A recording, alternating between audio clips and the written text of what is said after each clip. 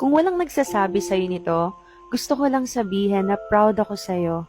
Hindi lahat nakikita yung effort na binibigay mo araw-araw, pati mga sacrifices na ginagawa mo. Hindi lahat nakikita yung mga moments na halos pasuko ka na, pero pilit ka pa din na bumabangon at nilalakasan ang loob mo. May mga pagkakataon nga na gusto mo na mag-quit.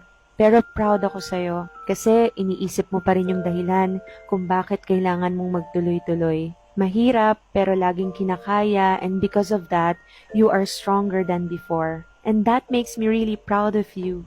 Kaya keep going and keep striving. Lahat ng ginagawa mo ngayon, maniwala ka, may malaking kapalit yan later on. This is your confirmation that whatever effort you're putting in is not wasted. I believe in you. And most of all, God believes in you. God bless you.